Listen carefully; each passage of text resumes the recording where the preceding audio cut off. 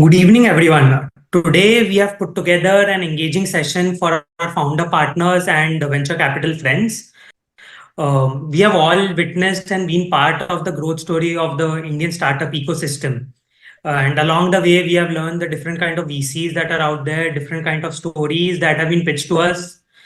We we have tried to understand what works for us, what doesn't work for us. So today, what we have done is collated a few slides, which will help the founders to understand as to who VCs they actually want to hear and delve deeper into the minds of the VCs. Both Nakul and I are part of the venture capital ecosystem. I am a CA and CFA and a budding investment professional at Equanimity Investments.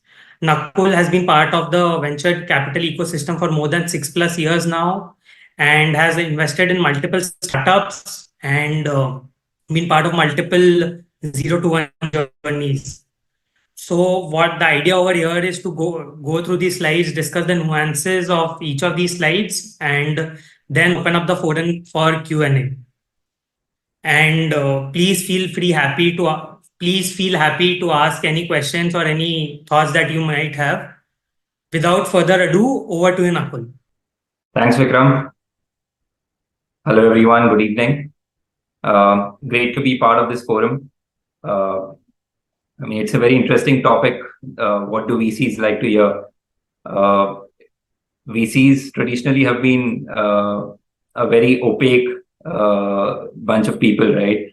And founders always have these forms that we really don't know what goes on, what behind the scenes, what do VCs think, how do they make decisions, what makes them take, all of that, right? So this is our humble take towards peeking into VC's mind. We do this, of course, on a day-to-day basis, and we've tried to put our thoughts on the slide. So hopefully this should be helpful to our founders listening in. And let's dive right in. So the idea to over the next, say, 20-25 minutes here would be to go over the different points, different stories, different items that the VCs would want to hear, would want founders to pitch them. These how founders should take it is basically as pointers to take in mind when you're conversing with VCs, pitching to VCs over different points in time throughout your venture building journey. All of that may not be relevant at a point in time in your journey, but over a period of time, of course, everything comes into place. So make notes, get an understanding in terms of how VC is thinking, because that's very critical in terms of whatever outcomes you're looking at from a relationship with the VC. So that's what we've tried to do. Each of these slides would speak about certain aspects in terms of softer as well as hard aspects of how you're building your business and how you should place it in front of a VC to make them understand what really you are, right? So let's start. The first and the foremost, right? So see, VCs, we are a bunch of guys who like to invest into early stage businesses. By early stage, we mean businesses which are still not proven, which have just started, which have some elements that have come together.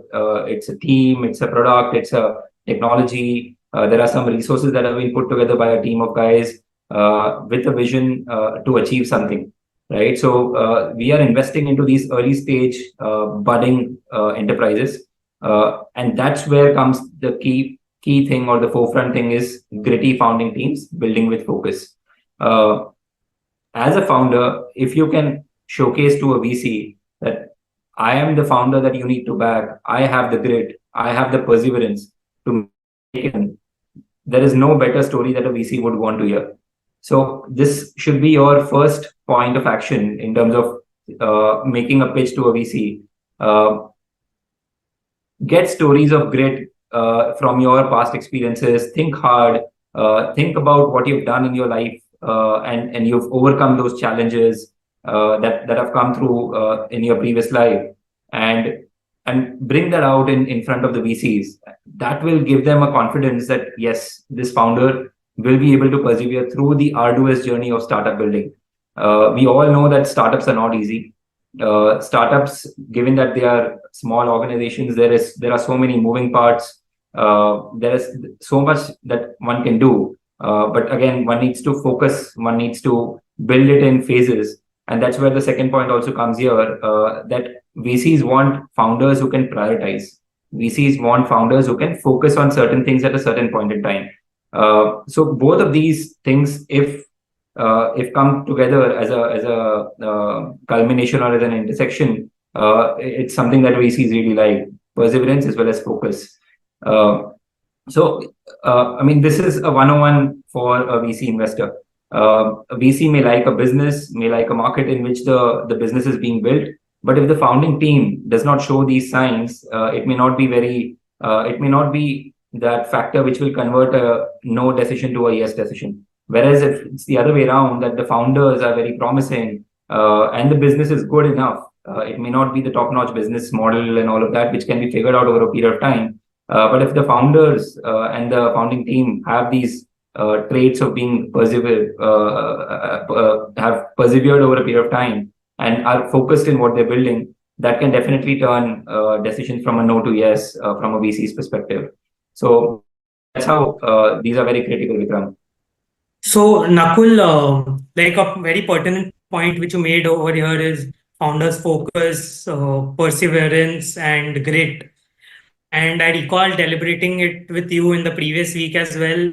But like, let's dive deeper as to why essentially do VCs look for this, and what's the reason behind this? See, from a startup perspective, startups have limited resources. So those limited resources have to be deployed in a staggered manner. You don't have the world in terms of capital, in terms of team, in terms of bandwidth. So you need to build in a focused manner. Today you need to solve for one problem, crack that, and then move to another problem, which will, of course, which may be present right now or which may come in to your journey later on.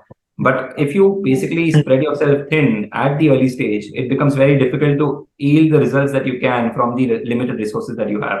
So that's the critical that the VC is looking at. The right allocation of resources and the right allocation of limited resources that are available to a startup. Understood. Got it. Yeah. Yeah. So that's where focus becomes very important. Another example that comes to mind here is we've seen Zomato, right? It's a very good example of seed to IPO. And we also know that it wasn't a very easy journey for Dipinder. But he's strived hard. The team over there, they've basically experimented, iterated, and come to where they are today. The journey in the private markets from say seed to IPO was of course difficult, but the journey after IPO has been even more difficult, and they've been able to come out well out of this because they've actually focused on a lot of things, a lot of problems in a meaningful manner rather than spreading themselves thin. They've focused on the core, right? So that's something that really founders should think about. So this brings me to the next point, right? Large TAM, promising scalability. So again, founders keep having this question, right? That VCs पूछते रहते हैं TAM क्या है, SAM क्या है, SOM क्या है? What is this TAM, SAM, SOM, right? So see, essentially VCs are investing in businesses that can scale, well. And how can that happen? That can happen only through markets that are large enough. So it becomes very critical for founders to understand what markets they're building in and really bring that to the fore to a VC, that the market that they are targeting is large enough for meaningful businesses to be built. A VC investor would generally partner with a company for a 4 to 5 year period during his or her investment horizon. So the markets should be large enough to build meaningful growth in that period. And as well as there should be enough room for the VC, for the business to build after that. That becomes very critical, which sometimes founders are not able to wrap their heads around, because you are building businesses that are going to endure over multiple years, over different phases. a VC, an early stage VC will come, then there will be a late stage VC, then there will be private equity investors, there will be public equity investors after that. So you would be building throughout this phase. So you need to have a market that is large enough for you to build a business and grow this business over this period of time, right? So that is very critical for VC investors to make returns that they are targeting. And I mean, Vikram, you've been doing a lot of these market sizing exercises internally, right? At Equanimity, we do this in a very meaningful manner, in a very concerted manner. Whenever we are evaluating investments, all the team members are behind Vikram. We was do the number crunching. Tell me how the market is.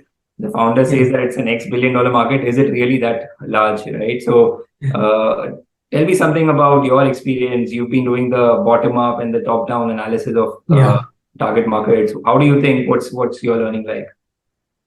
So, Nakul, around that, basically, first point being, why do we essentially do that? So, we do that because VCs generally want a higher return expectations, right? In a finite fund life cycle of 5 to 7 years, as you rightly mentioned. So, we want to seek for those opportunities or those businesses that can actually scale up in that time horizon, right? And whether we can seek those returns in the given time frame. So that is the broad thesis of why we do this. And that's the broad thesis and why the number crunching comes into picture. Correct. See, another example that I keep speaking about when I'm talking about market is a Paytm, right? So again, it's one of the success stories from seed to IPO. What happened after IPO is another conversation. But what really worked for them is the market size. Initially, Paytm started with wallets, payments. Then they slowly and gradually increased their market size to other aspects in terms of lending, wealth, and the likes, right? So that's how they've been able to build a sizable business over a period of time by increasing their target market and then focus on targeting that target market in a meaningful manner. So it's very critical as founders. We need to, if we are looking for VC capital, this is a prerequisite. So unless and until you have a large enough market, VCs won't be really interested in investing in the enterprise. Taking this forward, let's look at the next story. So again, this is something which is kind of table stakes from a VC's perspective, but it is not something that is very prevalent in the startup ecosystem.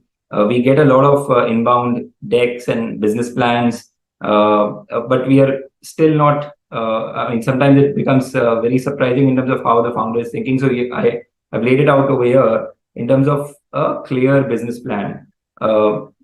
So let me take a step back. See, if you are building businesses at the early stage, there are different kind of superpowers or skills that an entrepreneur should have. If I had to stack it up, I would put this as the first superpower. I basically call it clarity of mind. So as an entrepreneur, one needs to have clarity in terms of what one is building. What are the resources that are available to build this business at the moment? What does one need for taking this business to the next stage? And what is the eventual vision and the outcome that the entrepreneur is targeting? If one has a clarity, then there is a proper roadmap in terms of achieving the goals over a period of time. And it is not enough to have just that clarity of mind in your head. You need to basically put it on in some form. That form factor could be a docket, it could be an Excel sheet with the numbers and the formulas built in. But essentially, there needs to be a clear business plan in terms of what you're trying to achieve. If and when a founder has this, it becomes a different proposition altogether for a VC. I mean, it is music to a VC's ear when founders come with a business plan that is so eloquent and so prepared that it just acts as a catalyst for a VC to make decisions. What are the critical factors that founders should look at? Basically, founders should factor in all the drivers of their business. What are the assumptions that they are making in terms of building the projections that they are doing? What are the revenue drivers? What are the cost drivers? Today there may be something, tomorrow there will be something else. Does the founder really know what they would be? And does the founder really have a room for that evolution to happen. All of that needs to basically come out of the business plan. Also, a lot of founders come to us and ask for $1 million or $2 million and different kinds of fund asks. So where you're going to utilize that capital is very important, which will actually be baked into your business plan. So again, from a founder's perspective, if one has the clarity in terms of what one is building and where one is going, if one can put that in a clear business plan, it would basically make it easier for raising VC capital, right? Nakul, in Yes. this regard, just a question in this regard, wanted to know what sort of an accountability do founders have towards this business plan? I mean, again, Vikram, it's a question that has an obvious answer, that if you are preparing a business plan, one needs to be accountable, right? As founders, you are basically raising external capital, and therefore you need to have that accountability for that external capital. So if you're projecting a certain business plan to an investor, of course, you should make it part of your DNA in terms of adhering to that business plan. But at the same time, see, VCs, we've seen multiple journeys, right? We've been part of multiple startup journeys. So we understand that startups evolve, markets evolve, customers evolve. So a startup that is solving for a customer problem today may have to pivot in the future, and therefore there will be a change in the business plan. So it's not going to be sacrosanct over a period of 5 years. It has to evolve, it has to iterate, it has to be updated. So it's a relationship between the VC and the founder, where the founder is committing to adhering to a business plan, and the VC is also committing to being flexible with the business plan basis the evolution of the market, right? So that's how one has to look at it. Makes sense. Yeah. Makes sense. Yeah. And see, on the right hand side, we've put this interesting image also, right? That when founders are building, I mean, a lot of founders have the ultimate vision to go for an IPO.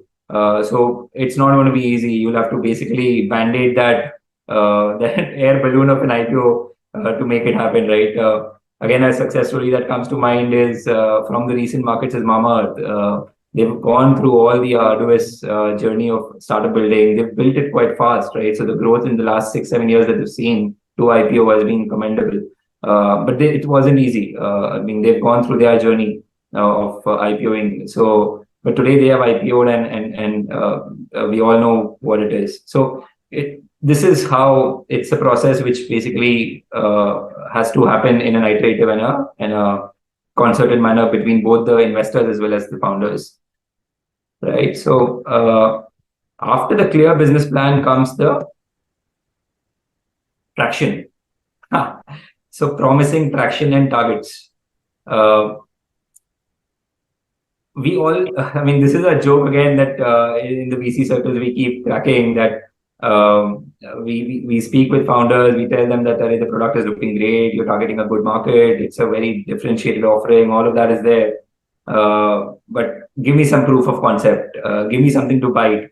And what's the response? The response is, boss, traction is coming. So it's always coming. But why is this important? Why, from a founder's angle, you should really understand why is VC asking you for traction.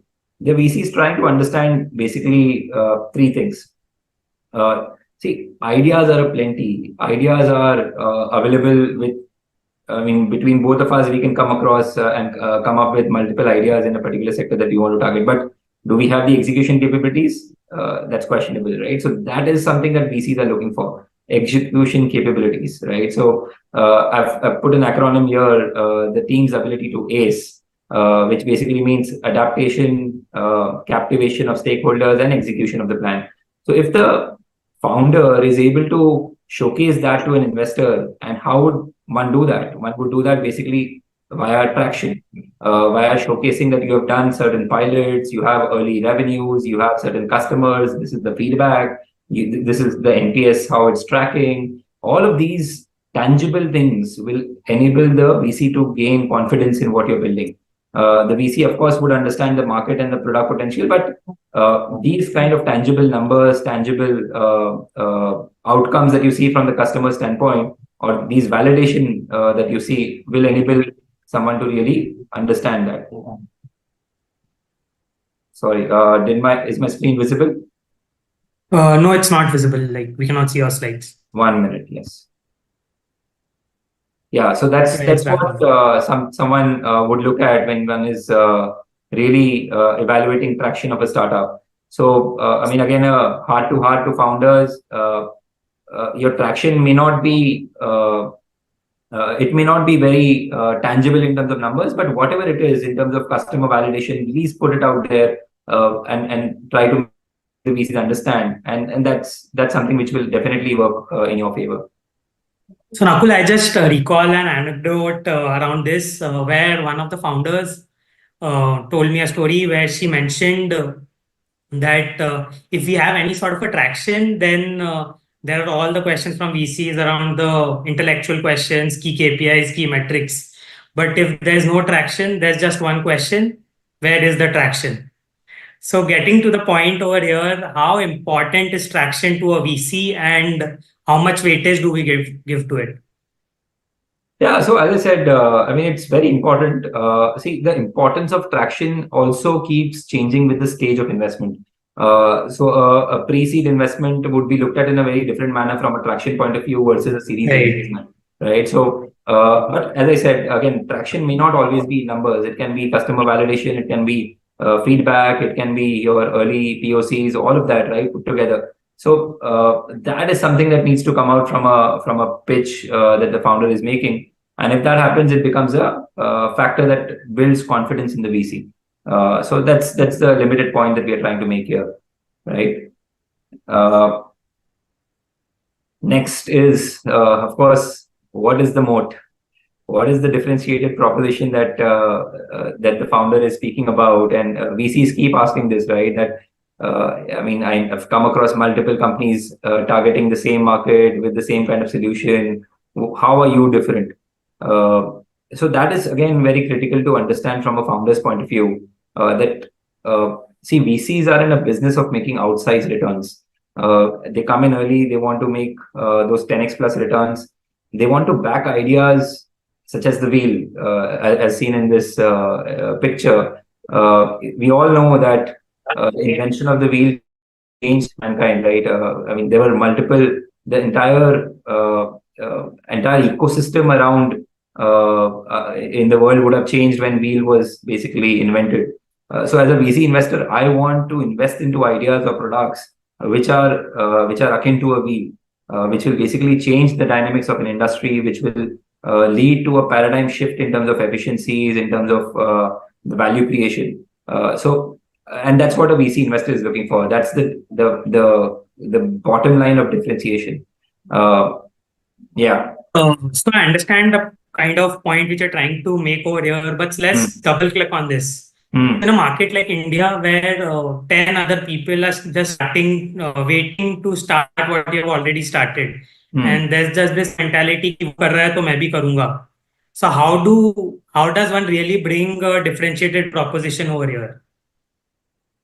See, you make a very important point here that markets such as India are competitive, and it is, of course, the entry barriers, so to say, vary from business to business, right? So there are businesses which can be emulated quite fast, and therefore there will be competition that can build quite fast.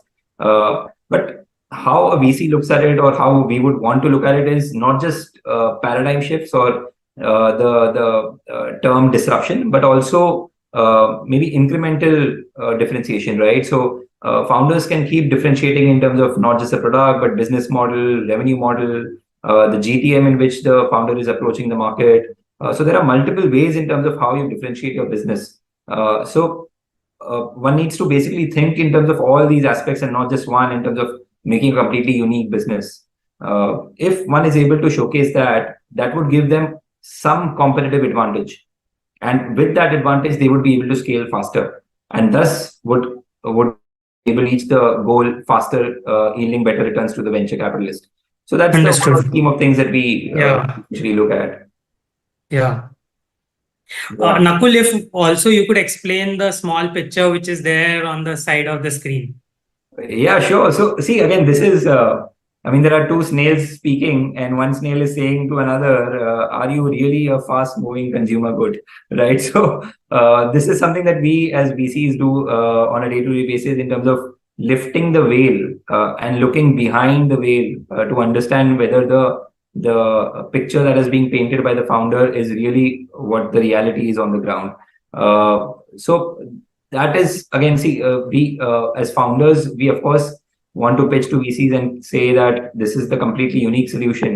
But on the other side, VCs dig deeper. They ask all the whys, they ask all the questions, they go on the ground, do their primary checks, and really understand whether it's just a wrapper or is there a really differentiated proposition. So that's where it's very important for founders to paint a transparent picture and not just make a snail a fast moving. Yeah, thank you so much for that. Yeah. So next up, it's the attractive funding round terms. So here, basically, why have I put this is essentially because we need to understand what is the nature of VC capital. See, venture capitalists are institutional investors. They would have raised capital from other investors, and they are deploying that capital into startups. So they act as managers, so to say, managers of that fund.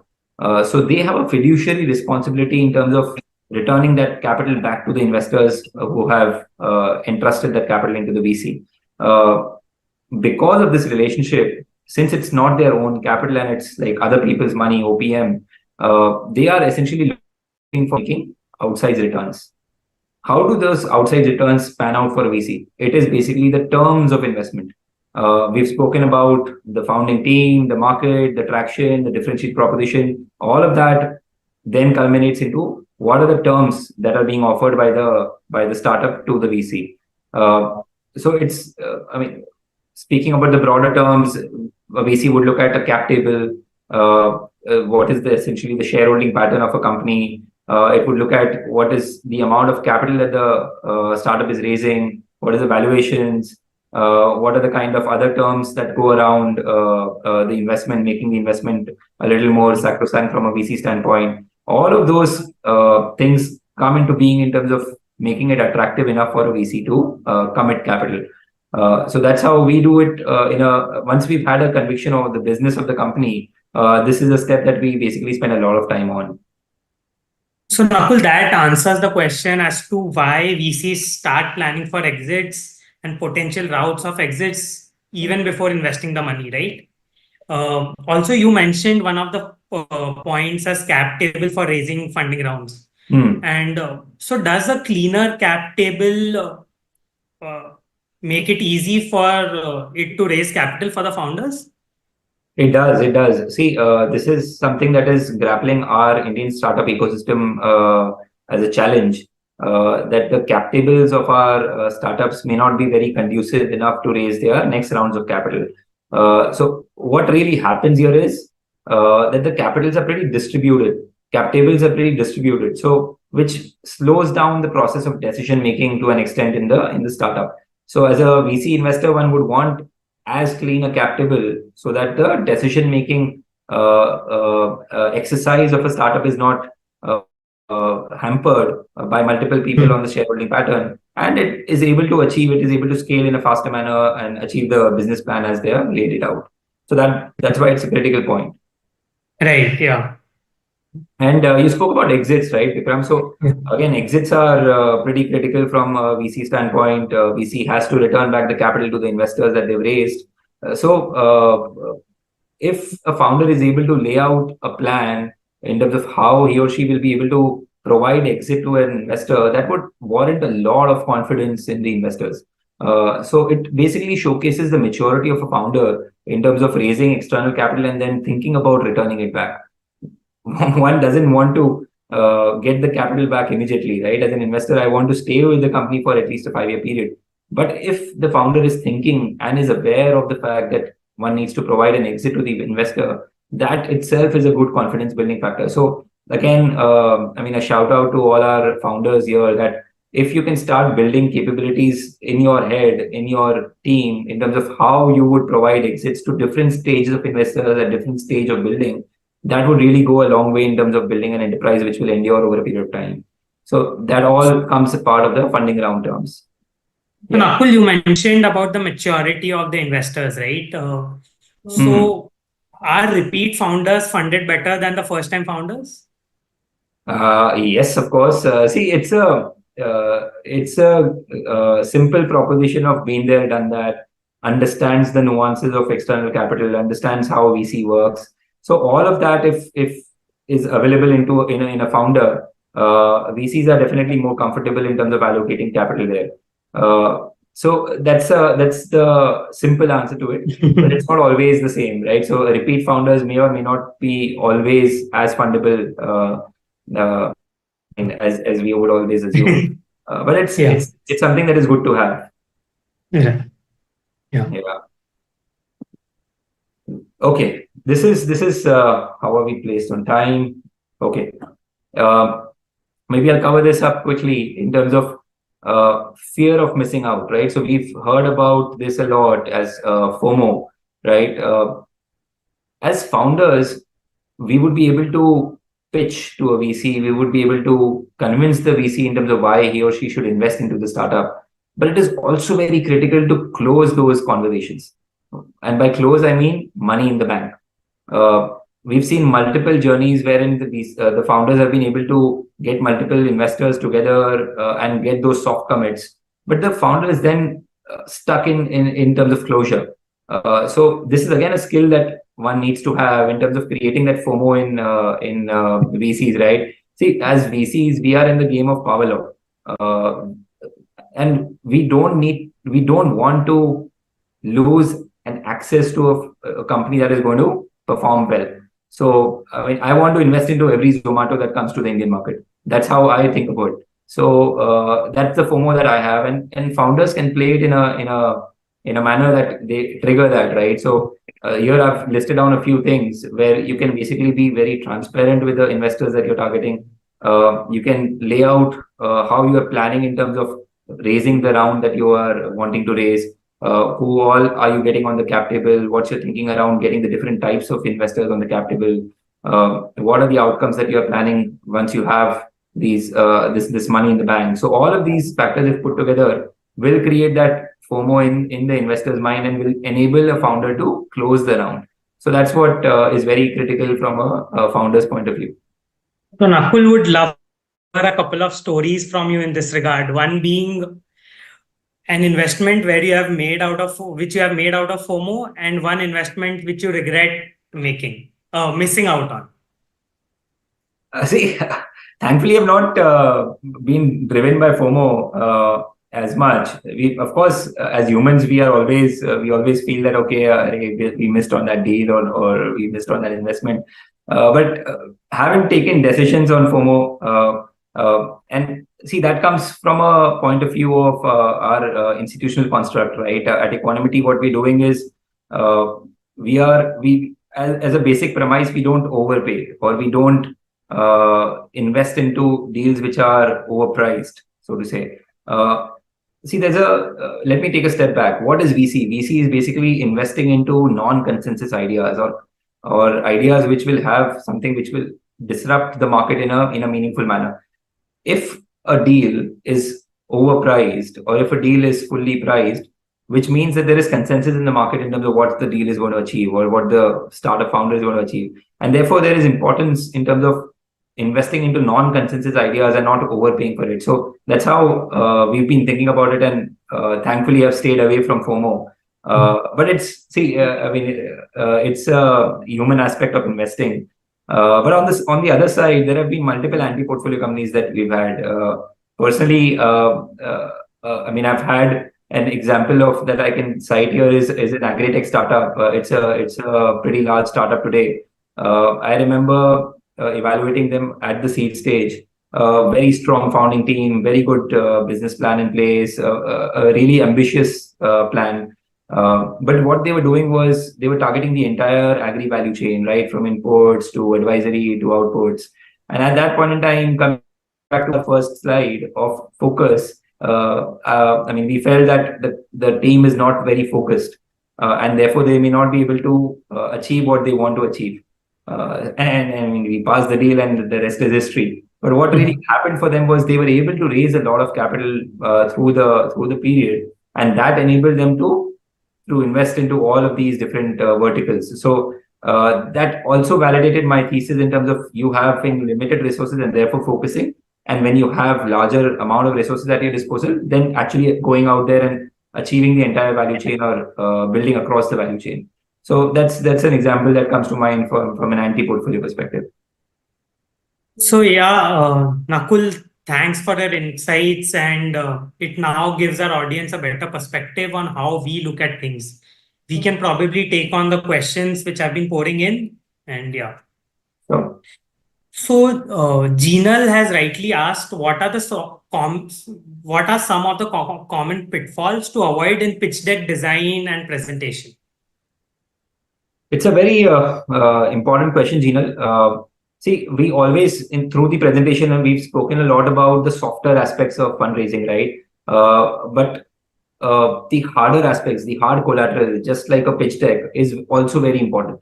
So we all know in terms of what can be captured into a pitch deck, there is a lot of collateral out there. You can just search for it, and you will be able to understand what are the factors that need to be there into a pitch deck for an investor to really understand the proposition. But one or two pitfalls that I can cite over here is not being very clear in terms of what you're building. So we've seen multiple pitch decks where founders have laid out everything over there, and then the investor is basically left to guess in terms of what the founder is really building, right? So you should be very focused in terms of laying out the picture, that what you want to build in the phase one, phase two, what will happen after series B, all of that, and that will enable the investor to get a better picture of what you're building. So try to avoid that pitfall of just putting everything loading your pitch deck with information. It's not an information deck, right? It's a pitch deck. So try to make it try to be a little more creative with that. Right. So Anand over here asks, how do VCs approach risk assessment, and what factors contribute to your comfort level when considering early stage investments? So we are as VCs, we are risk managers. So we're looking at different kinds of risk at different points in time, and how those risks can be mitigated. So again, we are not in a business of avoiding risks. We are in business of controlling risk. So that's where the differentiation, right? So we want to take risks, but in a mitigated manner, in a manner which is calculated. So what do? We basically understand we build scenarios, right? So we build scenarios in terms of what will happen if a business goes on the path A, and if not, what will be the plan B and what will be the plan C. So these kind of scenarios, and then the probability analysis around those scenarios helps us understand in terms of what's the risk of investing into a particular startup at the early stage. Having said that, doing all of this may sound a lot of science, but after all, it's the art of venture building, right? So it's something that is ongoing. So there is not something. It's not like a stock where I invest today, and then 3 months down the line I'm waiting for the returns to happen. Today I invest, and tomorrow I'm at work with the founders building their venture together. So that's how it is. The risks keep evolving, and the mitigative factors also keep evolving. Thanks for that, Nakul. So Zishan asks, what key financial metrics should founders be prepared to discuss, and how can they present them in a clear way? So again, financial metrics would depend on the stage of the startup, right? If you're a seed stage startup, your financial metrics may not be very meaningful enough. Whereas if you're a later stage startup, it would definitely have multiple layers to it. But what one wants from a VC standpoint is understanding around those metrics. What do you want to track? Why are you tracking those? And what is the North Star over there? A simple financial metric such as CAC, right? Customer acquisition cost. Founders really grapple in terms of how to calculate CAC. How do you say? A lot of founders come to us and say that, okay, my CAC is 0. And then we ask them in terms of, okay, what are you doing for marketing? What are you doing for sales? How are you basically acquiring your customers? And then there are multiple things that the founder may be doing on the back end, which is not being attributed to CAC. So one really needs to understand that what are the financial metrics you're targeting, and how are you calculating this? And be as transparent with your venture capitalist investor while you're pitching as well. So see, VCs are not someone who basically make a decision in terms of buy or sell, right? So they are basically partners to a founder over the journey of venture building. So you would definitely get a lot of good feedback if you lay it out there in terms of being transparent with what metrics you are and whether you're really tracking the right metrics, whether you're calculating it the right way. So all of that conversation will be facilitated only if you're transparent enough with your financial metrics. Right, right. So Nakul, we have always been discussing about the potential and the future monetization strategies, right? So Rashi is asking a question around that. She asks, can you elaborate on the importance of a robust business model and clear monetization strategy in capturing the interest of VC firms? I'm sorry, Vikram, I lost you on the last bit. What is Rashi's? Yeah, so I'll repeat the question for you. Can you elaborate on the importance of a robust business model and clear monetization strategy in capturing the interest of VC firms? Sure. So again, as we spoke in our presentation, right, a clear business plan, a clear business model, if you may call it, is very critical. It essentially enables to understand the path that the business would be taking over a period of time. There are implications of that, right? So when a VC is investing, around certain terms, like financial terms of valuation, which are essentially derived from the projections that the startup founder is making. Also, if the startup founder is making pretty aggressive projections and is not able to achieve those in the reality, the future may not be very conducive enough for the startup to grow. So all those factors are very critical in terms of building out a clear business plan. So it's something that is non-debatable in the current scenario, especially. And then coming to the second point of monetization, right? So see, today, especially in the world that we are living in post 2021, capital is not cheap. As VC investors, we are facing the same thing when we are raising capital from our investors who have other avenues of investing because interest rates are where they are today. So the capital is not cheap, and therefore VCs are looking for startups that are monetizing, that are basically making some kind of revenues, some kind of, and there is some path towards building value. VCs are cognizant of the fact that early stage startups will be burning capital, but they become aware of the fact that where they are burning capital is very important. The quality of burn. If you're going to acquire a customer that is never going to become positive from an EBITDA point of view, then there is no point acquiring that customer. That's the basic premise that a VC is looking at. But burn into good quality assets that would basically yield returns over a period of time. So monetization becomes critical from that point of view. Right, Nakul. So following up on that, what are your views on freemium models which are out there? See, again, freemium models, I mean, it again depends on what you're building from a product standpoint. But freemium models have a basic premise of hooking a customer on to the product. So if the product has that virality quotient or that the features are good enough in terms of hooking on to a customer, then of course there is a path towards monetizing that customer going forward, right? So one needs to look at it from that point of view. Then the product capabilities come into picture when you're actually adopting a freemium model.